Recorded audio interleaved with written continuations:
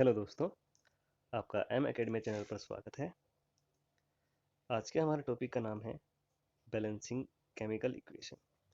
Balancing chemical equation ये part 2 है हमारी वीडियो का। इससे पहले हमने पार्ट 1 बनाया था जिसमें केमिकल रिएक्शन और केमिकल इक्वेशन हमने समझा था। अब केमिकल इक्वेशंस जो होती हैं उनको हम बैलेंस करना इस वीडियो में सीखेंगे। और उसका जो मेन रूल है वो है law of conservation of mass, जो कि कहता है कि in a chemical reaction mass is neither created nor destroyed. किसी भी एक केमिकल रिएक्शन में हम ना तो मास क्रिएट होगा ना ही डिस्ट्रॉयड होगा। अब इसको बात को समझेंगे हम कुछ इस तरीके से, जैसे मैंने किसी भी रिएक्शन में जो रिएक्टेंट है अगर 3 यूनिट आयरन लिया है, 3 यूनिट आयरन लिया है Fe, ये Fe है, आयरन का सिंबल है। 3 यूनिट ढंग से बना देते हैं इसको, 3 यूनिट Fe लिया है, यह है रिएक्टेंट का। ऐसे ही प्रोडक्ट, तो जब रिएक्टेंट में 3 यूनिट होगा तो प्रोडक्ट में भी 3 यूनिट ऑफ आयरन होना चाहिए। समझे? ये नहीं है कि यहाँ पे 3 की जगह 5 यूनिट आयरन हमें मिल जाएगा या फिर 2 यूनिट आयरन मिल जाएगा। 3 अगर हमने रिएक्शन में डाला है तो हमें 3 ही मिलेगा, 3 ही यूनिट आयरन मिलेगा। यही कहता है law of conservation of mass की in a chemical reaction mass can neither be created nor be destroyed. अगर 3 यूनिट जितना मास अगर हमने आयरन का दिया है तो हमें 3 यूनिट जितना ही मिलेगा, ना तो इससे ज़्यादा ना इससे कम। तो इसी चीज़ को ध्यान में रखते हुए हम केमिकल रिएक्शन को बैलेंस करेंगे। और केमिकल रिएक्शन को बैलेंस करने के हम यहाँ पे 2 तरीके देखेंगे। पहला तरीका, थोड़ा कलर चेंज कर लेते हैं यार। पहला हो जाएगा हमारे पास hit and trial.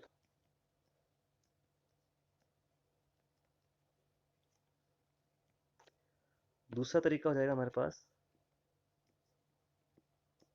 Variable. Variable में हमें थोड़े अलजेब्रा का कॉन्सेप्ट चाहिएगा, हल्का सा, ज़्यादा कुछ भारी है नहीं कॉन्सेप्ट। हिट एंड ट्रायल में हमें बस एक ऑर्डर ध्यान रखना है कि हिट एंड ट्रायल का यूज़ करते वक्त हमें एक ऑर्डर ध्यान रखना है जिसमें हम पहले मेटल को बैलेंस करेंगे, उसके बाद में नॉन मेटल को, उसके बाद में ऑक्सीजन को, उसके बाद में हाइड्रोजन को। और ये जो ऑर्डर है और जो 2 मेथड है इनके बारे में टेंशन मत लो। जैसे जैसे हम क्वेश्चन करेंगे बहुत अच्छे समझ में जाएगा। कोई बड़ी डील नहीं है केमिकल रिएक्शन को बैलेंस करना, बहुत ही आसान है। आज हम इस वीडियो में देख भी लेंगे कि कितना आसान है। हम एग्जाम्पल से सोल्व करेंगे। और एग्जाम्पल मैं आपको पहला देता हूँ। अच्छा,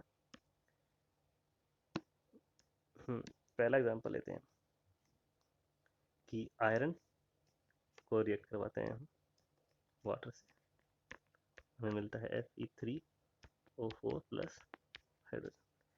तो अब इस रिएक्शन को बैलेंस करना है। अभी रिएक्शन बैलेंस तो है नहीं क्योंकि हमें दिख रहा है ये तो रिएक्टेंट है, ये प्रोडक्ट है। रिएक्टेंट में आयरन यहाँ पे 1 यूनिट है, यहाँ पे 3 यूनिट है, बैलेंस तो नहीं है। बैलेंस करेंगे हम इसको पहले मेथड से, जो कि होगा hit and trial method. Hit and trial method में मैंने तुम्हें बताया था कि हमें एक ऑर्डर याद रखना है। तो वो ऑर्डर याद रखो। ऑर्डर क्या है कि सबसे पहले हम मेटल को बैलेंस करेंगे, उसके बाद में नॉन मेटल को बैलेंस करेंगे, उसके बाद में ऑक्सीजन को, उसके बाद में हाइड्रोजन को। अब मेटल यहाँ पे क्या है? आयरन। नॉन मेटल तो कोई है ही नहीं, ऑक्सीजन तो है ही और हाइड्रोजन भी है। तो देखो आयरन यहाँ पे क्या है, प्रोडक्ट में 3 यूनिट है। लॉ ऑफ कंजर्वेशन ऑफ मास कहता है कि रिएक्टेंट में भी 3 यूनिट होना चाहिए, तो हम इसको 3 यूनिट कर देंगे। 3 यूनिट कर दिया हमने इसको, आयरन को। अच्छा, आयरन हमारा बैलेंस हो गया। इसके बाद में हम नॉन मेटल है नहीं तो ऑक्सीजन देखेंगे। ऑक्सीजन यहाँ पे कितना है रिएक्टेंट में? 1 यूनिट। और प्रोडक्ट में कितना है? 4 यूनिट। तो balance law of conservation of मास यही कहता है कि बैलेंस होना चाहिए। तो बैलेंस करते वक्त हम यहाँ पे 4 है तो यहाँ पे भी हम इसको 4 कर देंगे। 4 कर दिया। अब इसके बाद में ऑक्सीजन बैलेंस हो गया। अब हाइड्रोजन देखना है। हाइड्रोजन यहाँ पे कितना है? 4 2 8। तो रिएक्टेंट में 8 है तो प्रोडक्ट में भी 8 होना चाहिए, तो यहाँ इसको 4 से मल्टीप्लाई करते हैं, 4 2 8। तब ये रिएक्शन पूरी बैलेंस हो चुकी है। 3 times of iron, 4 times of H2O, Fe3O4 plus 4H2। अब ये पूरी कंप्लीट बैलेंस इक्वेशन है हमारे सामने, जिसमें आयरन 3 यूनिट है तो प्रोडक्ट में भी 3 यूनिट है। ऑक्सीजन अगर 4 यूनिट है तो यहाँ पे भी 4 यूनिट ही है। हाइड्रोजन अगर 8 यूनिट है तो हमारे पास प्रोडक्ट में भी 8 यूनिट है। ये वाला पोर्शन हमारा रिएक्टेंट का है, ये वाला पोर्शन हमारा प्रोडक्ट का है। अब इसी एग्जांपल को हम देखेंगे वेरिएबल मेथड से। बहुत इजी है यार, डोंट वरी। ऐसा बताऊंगा ना आपको, कभी नहीं भूलोगे इसके बारे में। इसके नीचे देख लेते थोड़ा, हाँ इधर ही सेकंड देख लेते। सेकंड मेथड वेरिएबल मेथड है। वेरिएबल मेथड में मैंने बताया था कि आपको वेरिएबल्स चाहिएंगे। तो वेरिएबल देखते हैं। तो पहले तो रिएक्शन लिख लेते हैं, Fe plus water Fe3O4 plus H2। अब वेरिएबल सीखने के लिए थोड़ा कलर यूज़ कर लेते हैं दूसरा। तो कलर यूज़ करने में बड़ा मज़ा आता है यार। आयरन A यूनिट, ये B यूनिट, ये C यूनिट, ये D यूनिट। ओके, अब हमें बस इस इक्वेशन में ABCD की वैल्यू पता करनी है और उनकी वैल्यू को इसमें रिप्लेस कर देना है, हमारा काम खत्म हो जाएगा। बस हमें यहाँ से इस इक्वेशन को देखते हुए कुछ इक्वेशन बनानी है वेरिएबल्स की, जो कि देखो कैसे बनाएंगे। इसमें आयरन देखो, आयरन कितना है, A unit, one time iron है, तो यहाँ पे A को वन टाइम लिखेंगे। अब ये रिएक्टेंट का केस है, यहाँ पे प्रोडक्ट का केस है। प्रोडक्ट में आयरन 3 टाइम्स है C के, तो 3C कर देंगे। तो ये तो होगी हमारी आयरन की एक इक्वेशन। उसके बाद में ऑक्सीजन देखो, ऑक्सीजन यहाँ पे वन टाइम है B यूनिट, तो B लिखा है यहाँ पे वन टाइम, और यहाँ पे C टाइम 4 है ऑक्सीजन के लिए, 4C हो जाएगा। तो हमारे पास ये इक्वेशन आ गई। ये हमारी आयरन के लिए है, ये हमारी ऑक्सीजन के लिए है। अब बचा क्या, हाइड्रोजन। हाइड्रोजन के 2 यूनिट, तो यहाँ पे हम 2B लिखेंगे। इसके बाद हाइड्रोजन के प्रोडक्ट के अंदर देखेंगे तो यहाँ पे 2D के बराबर हो जाएगा। तो हमने यहाँ पे 3 इक्वेशन देखी, एक आयरन के लिए, एक ऑक्सीजन के लिए और एक हाइड्रोजन के लिए। बस इन तीनों को सोल्व करना है। तीनों को सोल्व करने के लिए बस एक पॉइंट ध्यान रखना है कि इन तीनों इक्वेशन में हमें मोस्ट कॉमन वेरिएबल देखना है। मोस्ट कॉमन देखने के लिए देख सकते हो कि यहाँ पे C इसमें भी आ रहा है, C इसमें भी आ रहा है, B इसमें भी आ रहा है और B इसमें भी आ रहा है। तो C और B में से किसी को भी हम चूज़ कर सकते हैं। जैसे मैंने यहाँ पे C को चूज़ कर लिया, और C को हमें हमेशा 1 रखना है। C को मतलब जो भी हम पहले वेरिएबल रखेंगे उसको 1 चूज़ करेंगे, मोस्ट कॉमन वेरिएबल को। फिर उसके हिसाब से फिर हम आगे की इक्वेशन की वैल्यूज़ को डिटरमाइन करेंगे। जैसे मैंने यहाँ पे C की जगह 1 रखा, तो A की वैल्यू आ गई मेरे पास 3। जब C को हमने 1 रखा यहाँ पे, तो B की वैल्यू भी मेरे पास आ गई 4। A B C की वैल्यू आ गई। अब इस वाली इक्वेशन को देखो, यहाँ पे B की वैल्यू 4 है, तो यहाँ से 4 यहाँ पे पुट किया, 2D के बराबर, 2 से 2 कैंसिल, D की वैल्यू भी 4 आ गई। मेरे पास A की वैल्यू भी आ गई, B की वैल्यू भी आ गई, C की वैल्यू भी आ गई और D की वैल्यू भी आ गई। ये तो बहुत ही बेसिक वेरिएबल इक्वेशन रही है। बस हमें इन्हीं वैल्यूज़ को ऊपर वाली इक्वेशन में, इस वाली इक्वेशन में पुट करना है, बस हमारा काम हो गया। तो हमने यहाँ पे देखना है कि A की वैल्यू क्या है, 3 times of iron, plus B 4 times of H2O। उसके बाद C की वैल्यू क्या है, 3, C की वैल्यू 1 है सॉरी, तो Fe3O4, और D की वैल्यू 4 है, 4H2। अब ये जो इक्वेशन हमने बनाई है, ये बैलेंस इक्वेशन है, और ये वही इक्वेशन है जो हमने हिट एंड ट्रायल वाले मेथड से देखी थी। आप इसको देख सकते हो। ये मुझे लगता है कि ये इक्वेशन दोनों मेथड से आपको समझ में आ गई होगी। नहीं भी आई होगी तो हम और एग्जांपल सोल्व करेंगे, उससे समझ में आ जाएगा। चलिए और एग्जांपल सोल्व करते हैं। दोनों मेथड आपको बहुत अच्छे से मैं करवा दूंगा, डोंट वरी, बहुत इजी है। और एग्जांपल लेते हैं, जैसे Mg3N2 प्लस वाटर हमें क्या देगा, MgOH की twice magnesium hydroxide plus ammonia. Gas है, कोई बात नहीं, गैस के रूप में रिलीज हो रही है अमोनिया। तो हम इसको फर्स्ट मेथड से करेंगे। पहला क्या है, हिट एंड ट्रायल मेथड, जिसमें हमें ऑर्डर ध्यान रखना है। पहले मेटल को, उसके बाद में नॉन मेटल को, उसके बाद में ऑक्सीजन को, उसके बाद में हाइड्रोजन को। तो यहाँ पे मेटल क्या है, Mg। नॉन मेटल क्या है, नाइट्रोजन और ऑक्सीजन और हाइड्रोजन तो है ही। तो सबसे पहले कलर चेंज करते हैं। कलर चेंज किए बिना तो मज़ा नहीं आएगा। ब्लू ले ले क्या? चलो ब्लू ले लेते हैं। अच्छा, तो यहाँ पे सबसे पहले मेटल को हम कवर करेंगे। यहाँ पे मेटल, यहाँ पे Mg 3 टाइम्स है, यहाँ पे 1 टाइम ही है Mg। तो हम यहाँ सबसे पहले क्या करेंगे, मेटल को बैलेंस करेंगे। मेटल को बैलेंस करने के लिए यहाँ पे ये वाला तो क्या है हमारे पास, रिएक्टेंट का है, ये वाला हमारे पास प्रोडक्ट का है। तो रिएक्टेंट में Mg 3 टाइम्स है, तो प्रोडक्ट में भी 3 टाइम्स होना चाहिए। तो इसमें यहाँ पे इसको 3 से मल्टीप्लाई कर देंगे। 3 से मल्टीप्लाई कर दिया। अब जब 3 से मल्टीप्लाई करें तो हमारे पास मेटल बैलेंस हो गया। ओके, अब नॉन मेटल देखो। नॉन मेटल यहाँ पे 2 टाइम्स है, यहाँ पे 1 टाइम है। तो हमने यहाँ पे इसको नॉन मेटल को भी 2 टाइम्स करना है। 2 टाइम्स कर दिया, तो हमारे पास यही बैलेंस। अब हमारे पास आता है ऑक्सीजन। अब ऑक्सीजन तो यहाँ 1 टाइम है, और यहाँ पे देखो ये MgOH है। अब O यहाँ पे 2 टाइम्स था ही, 3 टाइम्स हो गया, मतलब कि यहाँ पे O जो है वो 6 यूनिट है। O यहाँ पे 1 है, तो मैं यहाँ पे इसको 6 से मल्टीप्लाई कर देता हूँ, तो 6O हो जाएगा। 6O हो गया। अब थोड़ा सा इसको मैं और ढंग से लिख देता हूँ इस इक्वेशन को, तो थोड़ा सही हो जाएगा। Mg3N2 प्लस 6H2O, यहाँ पे 3MgOH की ट्वाइस, उसके बाद यहाँ पे 2NH3। अब इस इक्वेशन में देखो, Mg, थोड़ा सा कलर चेंज कर लेते हैं।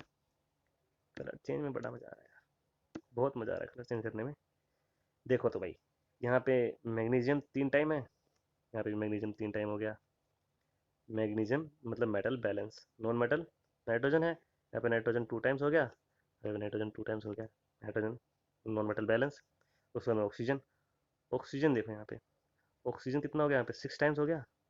ठीक है, यहाँ पे देखो 3 2 ज़ा 6, 6 ऑक्सीजन हो गई, 6 ऑक्सीजन वैसे बैलेंस हो गया। यहाँ पे हाइड्रोजन देखो, 6 2 ज़ा 12, 12 हाइड्रोजन है यहाँ पे। यहाँ पे देखो 6 हाइड्रोजन यहाँ पे हो गए, 3 2 ज़ा 6 हाइड्रोजन हो गए। उसके बाद में 3 2 ज़ा 6 हाइड्रोजन ये हो गए। 6 हाइड्रोजन मिलकर के 12 हाइड्रोजन हो गए। सब कुछ बैलेंस हो गया, तो कंप्लीट बैलेंस हो गई via hit and trial method.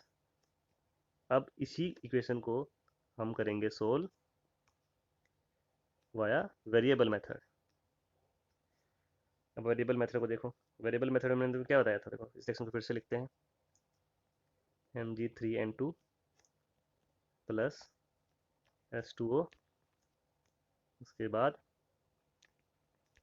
MgOH की ट्वाइस प्लस वाटर, नहीं अमोनिया आएगा। अब देखो मैंने क्या बताया था कि हम यहाँ पे वेरिएबल चूज़ करते हैं। तो वेरिएबल चूज़ करते हैं, तो यहाँ पे हम वेरिएबल ले लेते हैं, यहाँ पे A, यहाँ पे B, यहाँ पे C, यहाँ पे D। अब हमें बस मैग्नीशियम के लिए इक्वेशन लिखनी है। मैग्नीशियम के लिए इक्वेशन देखो क्या लिखी जाएगी, 3 times of A, 3 times of A। और यहाँ पे मैग्नीशियम क्या है, 1 टाइम ऑफ C, मतलब कि C के बराबर हो जाएगा। ठीक है, ये इक्वेशन हो गई मैग्नीशियम की। उसके बाद अब नाइट्रोजन के लिए देखो, nitrogen 2 times of A, 2 times of A, 2 times of A बराबर है यहाँ पे 1 टाइम्स ऑफ D के बराबर। ये एक इक्वेशन हो गई। उसके बाद में ऑक्सीजन के लिए देखो, 1 टाइम ऑफ B, मतलब B बराबर, यहाँ पे देखो C है ऑक्सीजन का 2 टाइम्स, तो 2C हो गया। तो ऑक्सीजन की भी एक इक्वेशन आ गई। उसके बाद में हाइड्रोजन देखो, हाइड्रोजन के लिए देखो यहाँ पे 2 टाइम्स ऑफ B हो गया, रिएक्टेंट में 2 टाइम्स ऑफ B हो गया, बराबर किसके आएगा, यहाँ पे देखो 2 टाइम्स तो हाइड्रोजन का भी है यहाँ पे, और C के बराबर है 2C प्लस, यहाँ पे हाइड्रोजन यहाँ पे भी अमोनिया के साथ में भी है, और वो 3 टाइम्स है, 3 टाइम्स ऑफ D। अच्छा, अब मैंने क्या बताया था कि जब हमारे पास इक्वेशन बन जाए तो हमें ये देखना है कि सबसे कॉमन वेरिएबल क्या है तीनों इक्वेशन में। जैसे यहाँ पे A है इस वाली इक्वेशन में, यहाँ पे भी A है। ठीक है, 2 बार A आ गया है। यहाँ पे D है, यहाँ पे भी D है। दो बार डी आ गया है, और यहाँ पे भी बी है, और यहाँ पे भी बी है, और यहाँ पे सी है। तीन में सी आ रहा है, एक तो सी यहाँ आ रहा है, एक सी यहाँ आ रहा है, तो एक सी यहाँ आ रहा है। तो 3 बार सी आ रहा है, तो सबसे कॉमन हो गया सी, तो सी को हम मान लेंगे 1। सी को 1 माना, जैसे सी को 1 मानेंगे तो सी की जगह 1 पुट करेंगे, तो फिर ये ए की वैल्यू आ जाएगी हमारे पास 1/3। अब आप सोच रहे होगे कि यार कि ये ए की वैल्यू फ्रैक्शन में आ गई, ये तो अजीब हो गया। तो इस चीज़ को थोड़ा सा ना वैसे भी कर सकते हैं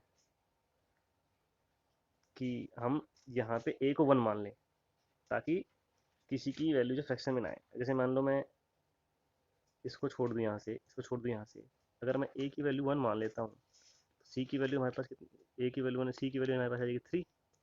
ए की वैल्यू 1 मानने के बाद ये ए भी 2 टाइम्स आया है, ठीक है। उसके बाद में जब सी ए की वैल्यू 1 पुट करने के बाद सी की वैल्यू 3 आ गई है, तो ए की वैल्यू जब यहाँ पे 1 पुट करूँगा इस वाली इक्वेशन में, नाइट्रोजन वाली में, तो हमारे पास डी की वैल्यू क्या आएगी, 2, ठीक है। और जैसे ही सी की वैल्यू 3 आ जाएगी, 3 की वैल्यू यहाँ पुट करूँगा, तो हमारे पास बी की वैल्यू आ जाएगी मेरे पास 6।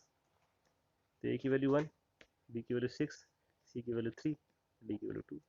सारी इक्वेशन, सारी वैल्यू मुझे पता चल गई, बस मुझे उस इक्वेशन में पुट करनी है। तो ए की वैल्यू 1, तो यहाँ पर हो जाएगा Mg3N2। बी की वैल्यू 6 है, 6H2O। इससे हमें क्या मिलेगा, सी की वैल्यू 3 Mg OH की ट्वाइस, और डी 2 है NH3। ये पूरी की पूरी बैलेंस इक्वेशन आ गई, ठीक है। अब ये बैलेंस इक्वेशन आप इससे मैच कर सकते हैं, इस वाली से, सेम टू सेम है। अच्छा, अब आपको डाउट हो गया कि यार सर ने तो ए इज इक्वल टू 1/3 से बताया ही नहीं, उससे बता देते हैं, रुको।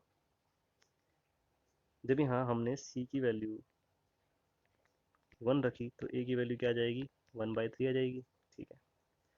और यहाँ पे सी की वैल्यू हमने 1 रखी इस वाली इक्वेशन में, तो यहाँ पे बी की वैल्यू हमारे पास कितनी आ जाएगी, 2, ओके। अच्छा, अब हमें डी की वैल्यू पता करनी है। अब ए की वैल्यू तो आ गई 1/3, तो ए की वैल्यू 1/3 आएगी, तो हमें बस इस वाली इक्वेशन में पुट कर देना, नाइट्रोजन वाली इस वाली इक्वेशन में पुट कर देना है। तो 2 times of 1/3 equal to D, D की वैल्यू आ गई 2/3। अब ए की वैल्यू ये हो गई, बी की वैल्यू ये हो गई, सी की वैल्यू ये हो गई, और डी की वैल्यू ये हो गई। अब यही इक्वेशन बस तुम्हें उसमें पुट करनी है। कैसे पुट करोगे, देखो। अब ए की वैल्यू 1/3 पुट करो, 1/3 Mg3N2 प्लस बी की वैल्यू क्या आएगी, 2, 2 टाइम्स ऑफ H2O। और हमें क्या मिलेगा, सी की वैल्यू क्या थी, 1 थी, ये तो सेम रहेगा, Mg3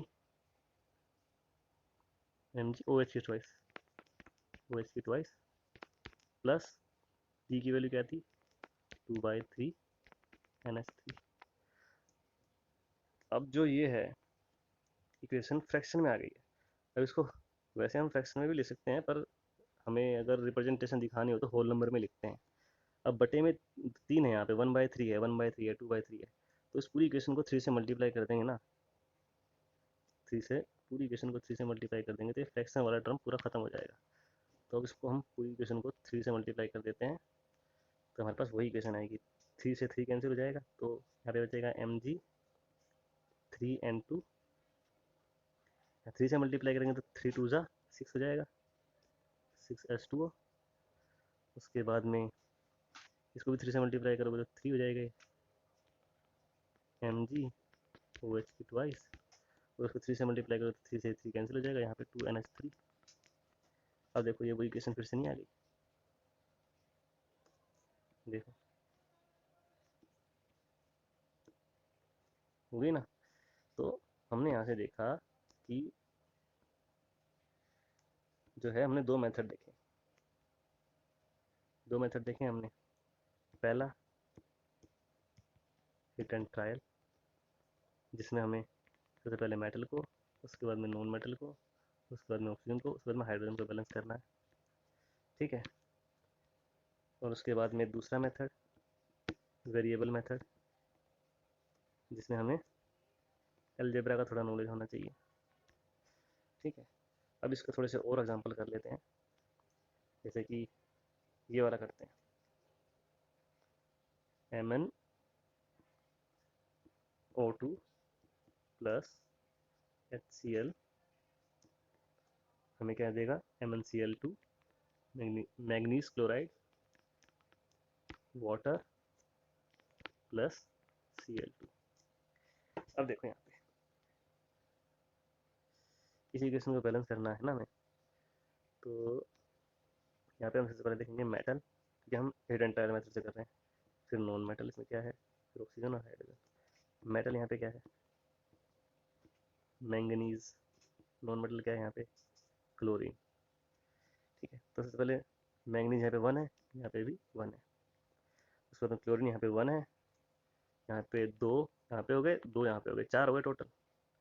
तो 4 से यहाँ मल्टीप्लाई कर देते हैं, थोड़ा सा कलर चेंज कर लेते हैं ताकि अच्छे से समझ में आ पाए। ले लेते हैं ब्लैक, ले लेते हैं। अब क्लोरीन यहाँ पे 2, यहाँ पे 2, 4 हो गए, तो 4 क्लोरीन हमने यहाँ पे कर दिए। उसके बाद में मैग्नीज भी बैलेंस, क्लोरीन भी बैलेंस। उसके बाद में ऑक्सीजन देखो, ऑक्सीजन यहाँ पे 2 है, यहाँ पे 1 है। अब 2 है तो यहाँ पे फिर भी इसको 2 कर दो, 2 कर दिया, ऑक्सीजन भी बैलेंस। अब हाइड्रोजन देखो, हाइड्रोजन यहाँ पे कितने हो गए, 4 रिएक्टेंट में, यहाँ पे भी 4, तो बैलेंस हो गई इक्वेशन पूरी। क्या देखो, कुछ भी डाउट है, देखो मैग्नीज जो है 1 है, यहाँ पे भी 1 हो गया। क्लोरीन रिएक्टेंट में 2 यहाँ पे, 2 यहाँ पे, 4 हो गया। यहाँ पे हमने 4 से मल्टीप्लाई कर ही दिया, 4 क्लोरीन हो गए, ये भी बैलेंस, ये भी बैलेंस। उसके बाद ऑक्सीजन, ऑक्सीजन यहाँ पे 2 है, 2 है, तो यहाँ पे 2 से मल्टीप्लाई कर 2 हो गया। यहाँ पे हाइड्रोजन 4 हो गए, यहाँ पे हाइड्रोजन 4 हो गए, सब बैलेंस हो गया। अब यही इक्वेशन आपको मैं वेरिएबल वाले से भी करके दिखा देता हूँ। देखो MnO2 प्लस HCl हमें देगा MnCl2 प्लस में H2O प्लस में Cl2। अब देखो इसको हम करेंगे वेरिएबल वाले मेथड से, बहुत आसान है, इट इज टू इजी। तो यहाँ पे A, B, C, D और E। तो हम यहाँ पे देखेंगे मैग्नीज के लिए, मैग्नीज के लिए 1 टाइम ऑफ A, वहाँ पे किसी के बराबर, C के बराबर है मैग्नीज, ये रहा मैग्नीज, ये रहा मैग्नीज, A टाइम्स 1 हो गया, यहाँ पे भी C 1 टाइम है मैग्नीज। तो मैग्नीज के लिए तो ये इक्वेशन आ गई। उसके बाद में क्लोरीन के लिए देखो, क्लोरीन के लिए B 1 टाइम है, तो B किसके बराबर होगा यहाँ पे, C 2 times, 2C plus E 2 times of E, Cl हो गया। अब ऑक्सीजन देखो, ऑक्सीजन के लिए 2 times of A, 2 times of A बराबर हो जाएगा D के, क्योंकि देखो D बराबर ये हो गया 2 टाइम्स ऑफ A हो जाएगा। अब देखो हाइड्रोजन के लिए, हाइड्रोजन के लिए क्या है, हाइड्रोजन के लिए यहाँ पे 1 टाइम्स B है, तो B हो जाएगा किसके बराबर, यहाँ पे 2 टाइम्स D के बराबर।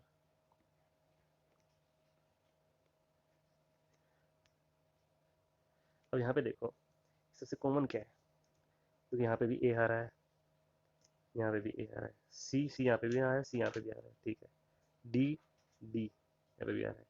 तो वैसे किसी को भी ले लो, तो थोड़ा सा अगर आइडिया लें तो हम यहाँ पे A को 1 ले लेते हैं, A को ही 1 ले लेते हैं। तो A को 1 ले लिया, A को 1 लिया, तो यहाँ पे C की वैल्यू भी क्या आ गई, 1 आ गई। जब A को 1 लेंगे यहाँ पे, तो D की वैल्यू क्या आ जाएगी, 2 आ जाएगी। और जब D की वैल्यू यहाँ पे 2 आ जाएगी, तो B की वैल्यू यहाँ से 4 आ जाएगी। तो A की वैल्यू भी आ गई, B की वैल्यू भी आ गई, A की वैल्यू, C की वैल्यू, B की वैल्यू और D की वैल्यू, सभी की तो वैल्यू तो चाहिए होती है। अब इसको पुट करना है इसमें, तो A की वैल्यू 1 पुट करेंगे, तो यहाँ पे MnO2 प्लस B की वैल्यू 4 है, तो यहाँ पे 4 HCl। उसके बाद में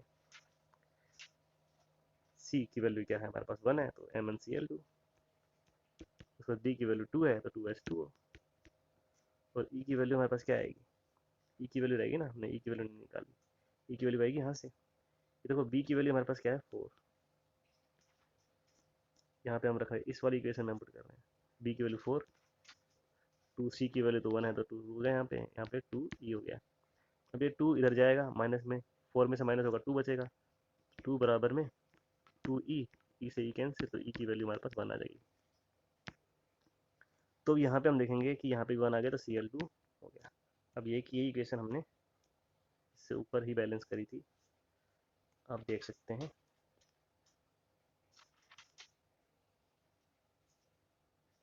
ये देखिए सेम इक्वेशन। तो मुझे लगता है कि आपको ये दोनों मेथड समझ में आ गए होंगे। तो हिट एंड ट्रायल और दूसरा मेथड हमारे पास वेरिएबल का, और दोनों मेथड से आप किसी भी केमिकल इक्वेशन को बैलेंस कर सकते हैं। और लास्ट में जाते जाते मैं आपके लिए एक अच्छा खासा क्वेश्चन देना चाहता हूँ, इसे आप सोल्व कीजिएगा और कमेंट सेक्शन में इसका आंसर बताइएगा। सल्फर प्लस में HNO3, इसके बाद में H2SO4 प्लस में NO2 देन H2, ये वाली इक्वेशन है, इसका आप सोल्व कीजिएगा और बताइएगा कमेंट सेक्शन में। आपको वेरिएबल वाले मेथड से इसमें दिक्कत नहीं आएगी, दिक्कत आएगी आपको हिट एंड ट्रायल वाले से। अगर आपको इसका आंसर अगर हिट एंड ट्रायल से चाहिए, थोड़ा समझ में ना आए तो मुझे कमेंट सेक्शन जरूर बताएं। तो टुडे, आज के लिए मुझे लगता है इतना काफ़ी है। तो thank you guys, let's see in the next video, bye.